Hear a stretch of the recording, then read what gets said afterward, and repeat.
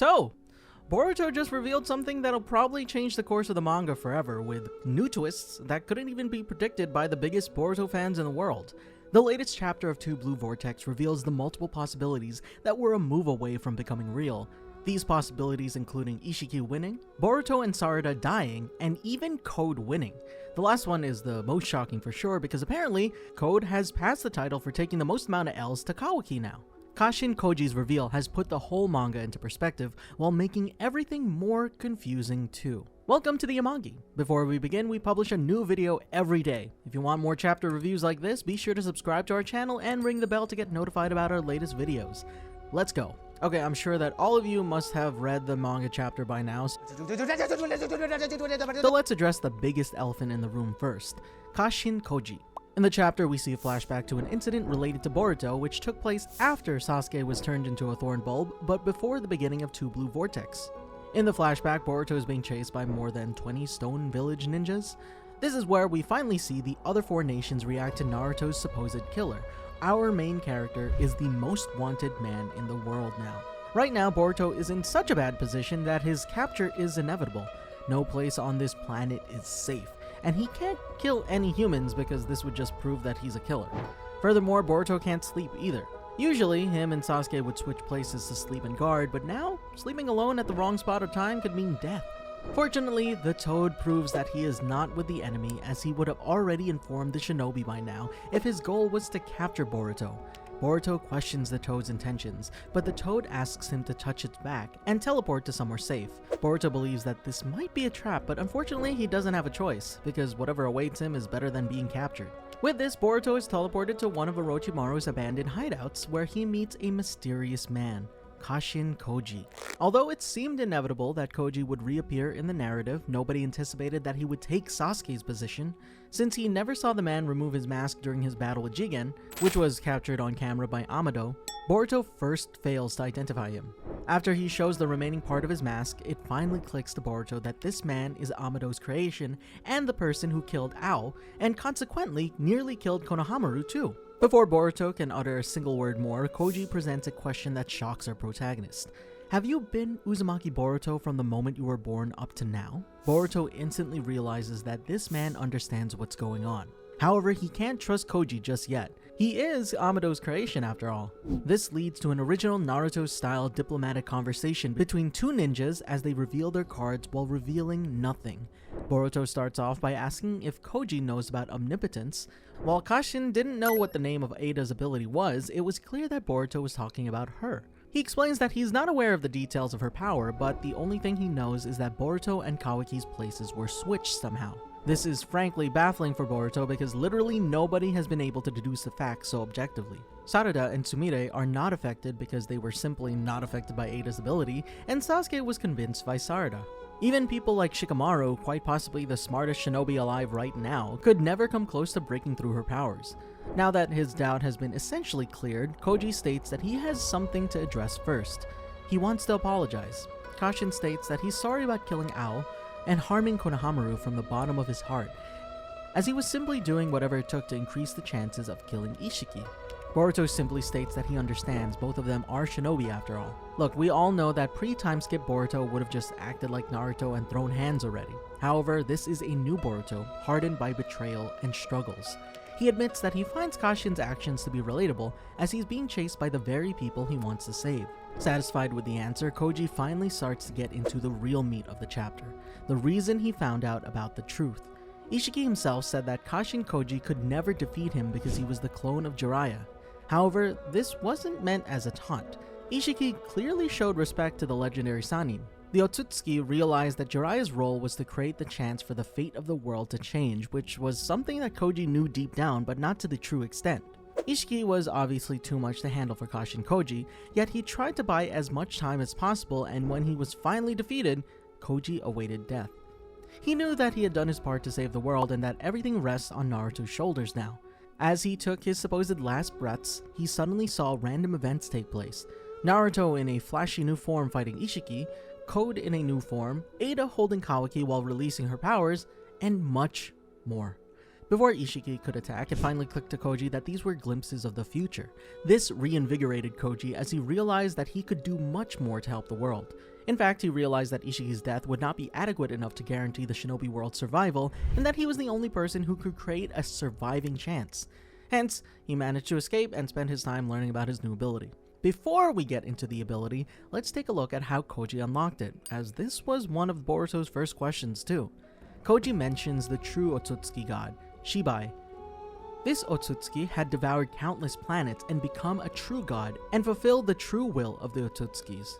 He also reveals that Amado had modified all Kara members with the very cells of the celestial god, aspiring that his experiments are successful by the Kara members manifesting Shinjutsu. For those who are lagging behind, Shinjutsu is the technique used by the Otsutsuki clan. It is the power of a god. In fact, according to Amado, ninjutsu is a weak, disappointing attempt at creating Shinjutsu. Code's claw marks, Daemon's mirror ability, and Ada's omnipotence are all Shinjutsu that were possessed by Shibai. Manifesting Shinjutsu wasn't an easy task, as Koji, Delta, and Boro never manifested it. This also puts Kara's decisions like sending Delta to fight Naruto, and for Boro to guard Naruto, into perspective. There was a strong chance that Delta could have manifested Shinjutsu in her battle against the strongest shinobi in history, and that Boro could have unlocked his abilities while guarding Naruto. While this may seem like a stupid idea, it ended up working for Koji without his knowledge during the fight against Isshiki. Kashin Koji's ability is called 10 Directions. The Shinjutsu is the power to see all futures. So, after researching about the Shinjutsu's name, I found its root in Buddhism. Naruto has consistently borrowed concepts from Buddhism and Hinduism. The concept of Ashura and Indra is from Hinduism, and so is chakra, the base of the power system of the whole series. Here, the 10 Directions is a Buddhist concept. The phrase essentially states that Buddha exists in the entire universe. This includes 8 directions of the compass, plus up and down. The ability's name clearly shows what Koji's ability is, to see anything that happens anywhere in the future. We can be sure that it's only the future because of another Buddhist phrase, the 3 existences.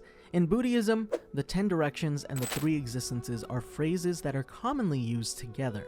The 3 existences refer to the past, present, and future, pretty self-explanatory. In regards to the Boruto universe, Ada can see 2 existences, such as past and present, while Kashin Koji can see the future. I seriously don't understand how Amado risked the whole universe's fate in Kara's hands so nonchalantly. If Koji had manifested 10 Directions earlier, or if someone else from Kara did, Isshiki would have been able to rule over all planes of existence and easily become a god. So let's dive deeper into Koji's Shinjutsu now. Firstly, 10 Directions shows him the key moments of the future, but these events aren't set in stone. Koji sees a timeline where things can change, shutting down any possibility for multiverses, because these timelines will never be parallel to each other. All events are intertwined. He saw multiple versions of their timeline where Isshiki won in different ways and consumed the planet. Most of these timelines included Naruto losing to Isshiki and the planet becoming fodder for the Otsutsuki. In the ones where Naruto defeated Isshiki, he still won. In most cases, Code was able to defeat Kawaki and turn him into a chakra fruit and later become a god, fulfilling Ishiki's will.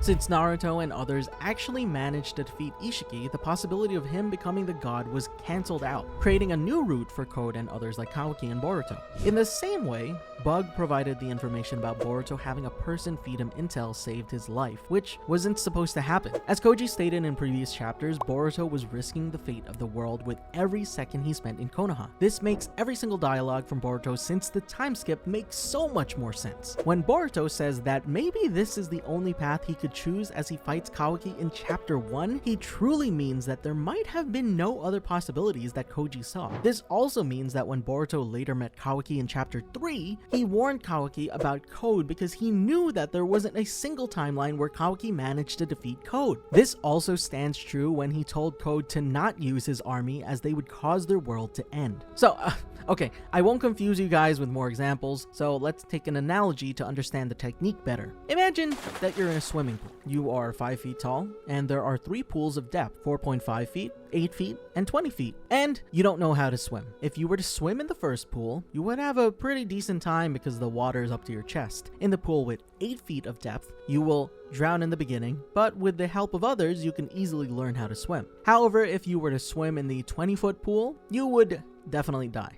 Here, while it may seem like there are only 3 endings, there are more. If there was nobody around when you went into the 8-foot pool, there is a chance that you might drown. The vice versa can happen too with the 20-foot pool, which would depend on luck or your action of making sure that someone's there to support you. Furthermore, these key moments can be avoided by using a water tube or simply going to another pool, but once you make an extreme decision, there is no going back. So yeah, even though you can't swim, there are no absolutes because there are potential other factors involved. Like imagine you were walking to the 4.5-foot tall pool and you accidentally slip. That action of slipping changes whatever happens in that pool, and you could die if you hit the ledge and pass out in the pool. In the same way, if an important moment takes place, Sarada faces off against Kawaki in chapter 78 for example, Sarada was fated to die that day, but she listened to Kawaki's warning and Boruto's request, saving her life. While it may seem like introducing this technique is plot convenience, I think it makes perfect sense. It makes sense thematically for the Tsutsukis, as this completes the Buddhist influence, balances out Ada's power to an extent, and even creates an unconventional power creep where the characters aren't simply gaining meathead power boosts. It's also a great symbolization for Kashin Koji's character, as this power makes sense for him and him to have only. We all know that he was created with Jiraiya in mind, who was destined to bring a massive change in the world by nurturing a child who would either destroy the world or save it. While Jiraiya did both, with Nagato becoming the destroyer and Naruto the savior, in the same way Koji is connected to Kawaki and his growth, who is currently the destroyer, and now he is with Boruto, who will be the savior.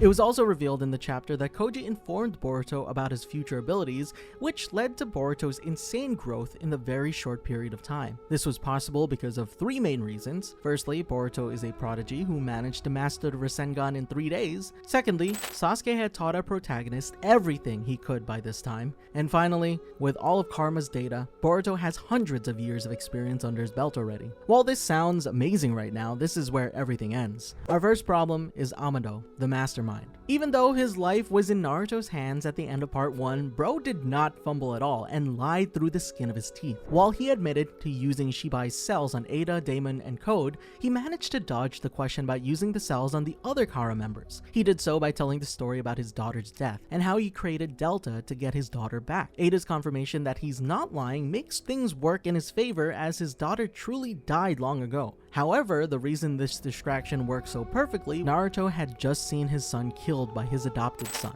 He held his firstborn as he was lifeless. He went through the emotions that a parent should never have to feel, and much more. Naruto was fortunate enough that Momoshiki brought Boruto back, and the fact is that Amado did not get this chance. Hence, he could not get himself to push the topic further. Amado could very well be in possession of Shibai's cells, which he must have received from Jigen. There's a good chance that Amado isn't a Tsuki himself, living in a vessel, farming the shinobi world to create the greatest chakra fruit or something else. The second problem is a more immediate one, the fate of the world. In the chapter, Koji states that he knows a way to save Sasuke, but first, he has to address the harsh reality of their situation right now. According to Kashin Koji, Boruto loses to Jura in every possibility that he has seen, which means Boruto has to really level up his game and fast. Furthermore, Kawaki hasn't won his battle against Code in any universe either. The only slight chance that Boruto has to stop Jura and others is by killing Kawaki. And one would expect Boruto refuses to kill Kawaki.